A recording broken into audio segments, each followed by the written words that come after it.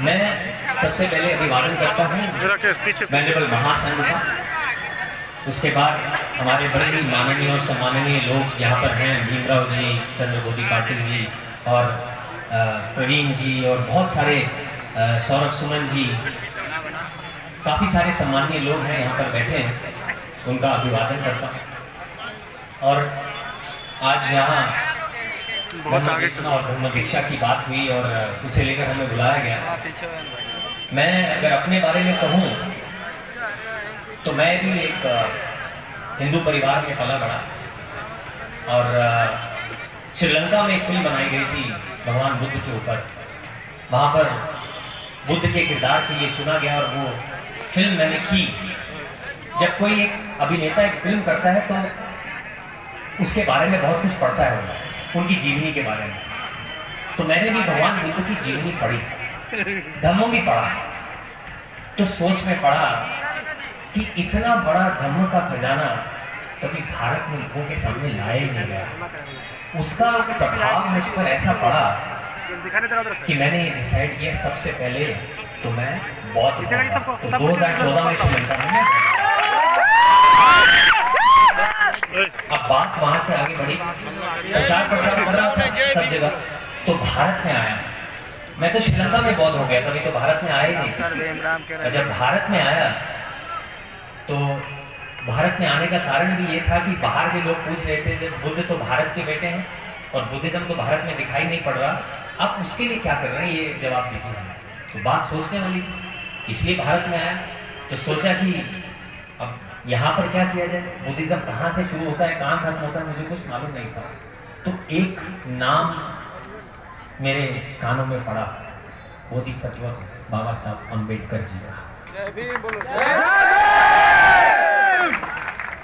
फिर मुझे मालूम चला कि आज भारत में केवल 1% बुद्धिस्ट लोग हैं और उस 1% बुद्धिस्ट का कारण भी जो है बाबा साहब ही है।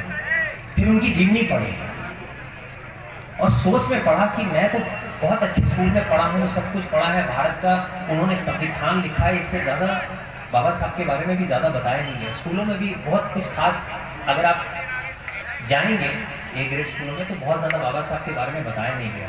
ये बहुत बड़ी विडम्बना है, उनको उनके बारे में और बहुत सारी चीज़ें बतानी चाहिए। फिर मैंने उनकी जीवनी पढ़ी। अब जब उनकी जीवनी पढ़ी तो मेरे जीवन के एक मार्गदर्शक, एक रोल मॉडल, एक इंस्पिरेशन बन गए और सोचा कि इन्हीं के पद चिन्हों पे आगे चलूंगा और बौद्ध में भारत का सपना जो उन्होंने देखना है उसे पूरे करने की मैं अपनी पूरी कोशिश करूंगा। अब ये जानना था, जब आप किसी चीज को जोड़ने की कोशिश करते हैं तो ये जानना जरूरी है कि समाज बिखरा क्यों। तो जब मैंने उसको थोड़े ध्यान से देखा और पढ़ा तो पता चला कि हमारा समाज ना जुड़ने के जो कारण है, पहला कारण कि एकता नहीं। अगर कोई प्रचार प्रसार करने के लिए आगे आता है या कोई चीज ऐसी आगे आती है तो सभी लोग खड़े हैं कि उसकी टांग वापस कैसे खींची जाए, कि ये आगे कैसे बढ़ जाए। बाबा साहब की बात आती है तो सभी के बाबा साहब हैं, हम सभी के जो भी यहाँ बैठे हैं हमारे बाबा साहब हैं। जिनसे बात करता हूँ वो सभी हमारे बाबा साहब कहते हैं। और जब कार्यक्रम की बात आती है तो वो मेरा तेरा हो जाता है। जब धम्म का कोई कार्यक्रम हो रहा होता है तो या वो गगन मलिक का कार्यक्रम है, वो बुद्धिस्ट सोसाइटी का कार्यक्रम है, वो सौरभ सुमन जी का कार्यक्रम है, ऐसा नहीं होना चाहिए।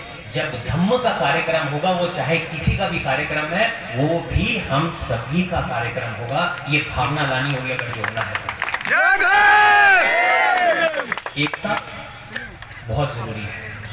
ये जो हम कार्यक्रम करते हैं ये कोई बहुत ज़्यादा धम्म देशना देने के लिए, मैं तो उतना सक्षम नहीं हूँ कि मैं आपको बहुत अच्छे तरीके से धम्म देशना दे सकूँ। वो भंते जी ने, करुणाकर जी ने ऐसी धम्म देशना दी है कि मुझे ही हिला के रख दिया, पहली बार सुना।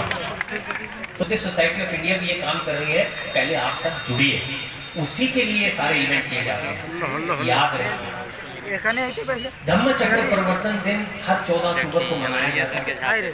वही प्रक्रिया चलती आ रही है, धम्म चक्र परिवर्तन दिन आया है वो हम मना लेते हैं और अब बुद्धिस्ट लोगों के बीच में रहते हैं, लेकिन उसका क्या, जो धम्म चक्र चलाना है उसका क्या। बहुत सालों के बाद अब एक क्रांति आनी शुरू हुई है। भारत का बुद्धिस्ट जागना शुरू हुआ है। और उसका कारण आप ही लोग हैं। तो वो क्रांति बार बार नहीं आती, वो सालों में कई बार आती है। तो वो क्रांति अब शुरू हुई है, उसे आपका फर्ज है कि आप उसे रुकने ना दें। जो धम्म चक्र चला है वो चलता रहे। दूसरा,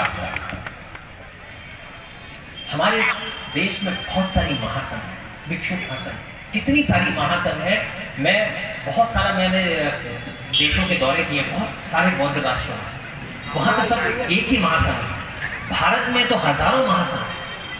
तो सबसे पहले ये बहुत जरूरी है कि एक महासंघ का निर्माण होना और उसकी एप्लीकेशन भारत की महासंघ की दूसरे देशों के साथ करवानी है।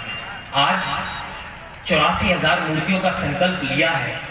अपनी फाउंडेशन का नाम गगन मलिक फाउंडेशन रखना पड़ा। उसका कारण यही है कि बाहर के लोगों को यही नहीं मालूम चल रहा कि कौन सी फाउंडेशन या कौन सी ऑर्गेनाइजेशन सच्ची है और कौन सी झूठी है।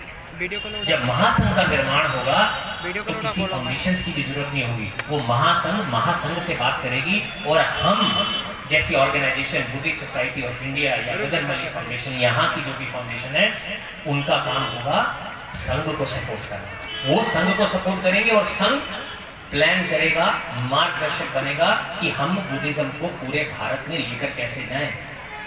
ऐसे बातें करने से नहीं होता। आपको बड़े सारी चीजें ऐसी हैं। मैंने बोला है ना, कार्ड से बुद्धिस्ट नहीं बन रहे हैं। अगर कार्ड से बुद्धिस्ट बनना है तो सभी बनते हैं। पंचशील, आज 6 बार बोल दिया आपका पंचशील। आप में से आप सोच लो कि कितने लोग हैं जो पंचशील का पालन कर रहे हैं। मैंने को झूठ नहीं बोलना। कितने लोग हैं यहाँ जो झूठ नहीं बोलते। मैं अल्कोहल, दारू, शराब, सिगरेट नहीं पीऊंगा। सोच लो, आप भी सब भी यूं हो। आप अपने आप आईना देख सकते हो। कितने लोग हैं जो यहाँ दारू नहीं पीते हो। अगर मैं देखता हूँ तो मुझे मात्र हो सकता है 10% ही दिखेंगे, 90% पीते होंगे। आचरण की बात कर रहा हूँ। जब आचरण की बात कर रहे हैं तो बुद्धिस्ट चर्चा वही है जो आचरण की बात कर रहा है। तो हमारा यहाँ पर अब समय आ गया कि आज सच्चे बुद्धिस्ट बनने का समय है। बाबा साहब साथ पढ़ने नहीं दिया गया, साथ खेलने नहीं दिया गया, साथ पानी नहीं पीने दिया गया। मैं तो उनकी जीवनी पढ़ के हैरान रह गया कि वो इंसान एक इस मकाम पर पहुंच गया कि अभी मैं देखता हूं उनकी फोटो लगती है तो बड़े बड़े अलग देशों के प्रधानमंत्री आते हैं तो उनके सर पे उनकी फोटो के आगे झुक जाते हैं। ये बाबा साहब अम्बेडकर थे। आप सभी में तो उनका खून है। आपकी नसों में बाबा साहब का खून है। आपको मालूम है ये कितना बड़ा पुण्य की बात है एक बुद्धिस्ट पैदा होना। ये बहुत बड़ा सौभाग्य है कि आप इसमें कितने यंगस्टर देखा कि बुद्धिस्ट पैदा हुए।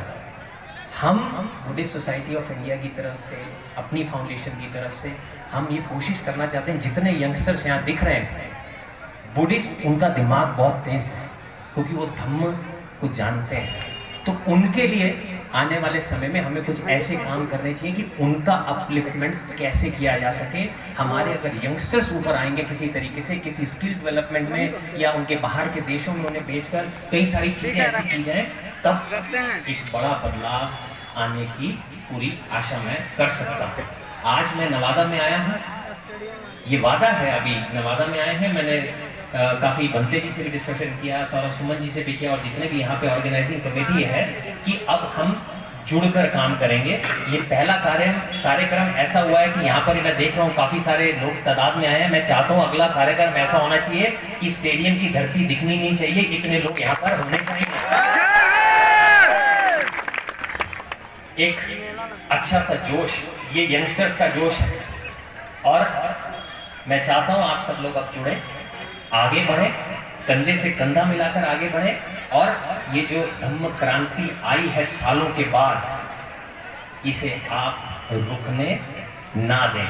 हम आपके साथ हैं, आप हमारा साथ दो। जो भी लोग, बहुत सारे ऐसे लोग होंगे जो ये चाहेंगे कि मैं धम्म सीखना चाहता हूँ, उसका भी पूरी तैयारी हमने की हुई है। थाईलैंड में आप टेम्परेरी भिक्षु बन सकते हैं, शरामनेर बन सकते हैं 15 दिन के लिए मिनिमम, 1 महीने 2 महीने के लिए। लेडीज जो है वो नन बन सकती हैं। और जो भी आने वाले समय में बाहर जाकर धम्म को अच्छे से जानना चाहता है, अच्छे से सीखना चाहता है, वो भी बुद्धिस्ट सोसाइटी ऑफ इंडिया को संपर्क करे, ताकि हम अपने जो यंगस्टर्स को है धम्म की सही परिभाषा सिखाने में उनकी हम मदद कर सकें। मैं थाईलैंड में 100 दिन के लिए भिक्षु बना, ज़्यादा लंबी बात नहीं है, अभी इसी साल ही बना। और 100 दिन के लिए रहा वहाँ, करीबन 4 महीने भिक्षु बनकर रहा। वहाँ का माहौल देखिए आप कैसा है। मुझे कहा गया कि आपको सुबह 6 साढ़े 6 बजे उठना है, रेडी होना है और बैंकॉक जैसी सिटी में आपको जाकर भिक्षा मांग कर आनी है, और जो खाना आपको मिलेगा वो आपस में आप बांट कर खाएंगे। ये ट्रेडिशन, ये प्रक्रिया आपको फॉलो करना है, नंगे पाँव जाना है। तो मैंने कहा कि मुझे सिटी में अगर मैं कोई जाऊंगा तो क्या मुझे कोई खाना देगा?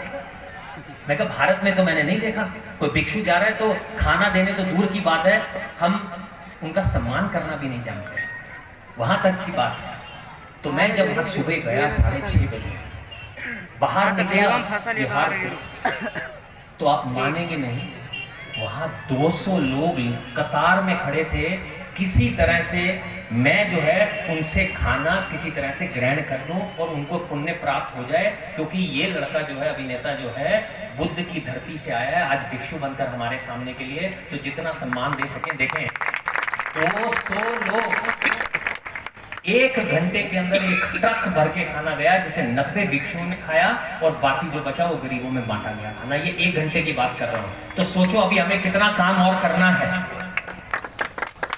भिक्षु हमारे मार्गदर्शक हैं, अगर उनको सपोर्ट, उनको संभाला नहीं गया, उनको सिक्योरिटी नहीं देगी और नए भिक्षु नहीं बनाए गए, तो आप समझ लीजिए फिर जो है तरक्की होनी बहुत मुश्किल है। आज मुझे नवादा में आकर एक अलग सी प्रसन्नता हुई है, बहुत अपनापन है। बिहार तो कहते हैं कि सारे सबसे ज़्यादा आईएएस अफसर भी हो बिहार से ही, इतने दिमाग वाले लोग हैं। तो मुझे लगता है आने वाले समय में मैं चाहता हूँ कि एक बार एक अच्छे सा एक सेटअप बनाया जाए कि जितने भी अच्छे यंगस्टर्स हैं, कोई टैलेंटेड है, कुछ है, किसी तरीके से उनके साथ बुद्धिस्ट सोसाइटी ऑफ इंडिया के साथ आपस में एक चर्चा हो और यंगस्टर्स को ऊपर कैसे लाया जा सकता है, बुद्धिस्ट यंगस्टर्स को, उसके बारे में कोशिश करेंगे और उनको ऊपर लाने की पूरी कोशिश करेंगे। एक बार फिर से आप सभी का दिल से धन्यवाद करता हूँ और आपसे वादा आपसे चाहता हूँ कि अगली बार जब हम आएंगे तो ये मैदान में जमीन दिखनी नहीं चाहिए, इतने बुद्धिस्ट यहाँ पर होने चाहिए। बाहर के लोगों को भी मैंने बता दिया कि भारत में जब आपने आना है तो आपका नमो बुद्धाय अधूरा है जब तक आप जय भीम नहीं कहेंगे। इसलिए भारत के बाहर से भी जो लोग अब आते हैं तो नमो बुद्धाय के साथ जय भीम वो जरूर कहते हैं। तो एक बार ऐसा जय भीम बोलना है कि वहां तक आवाज चली जाए, जय भीम, जय Bhim. Thank you very much.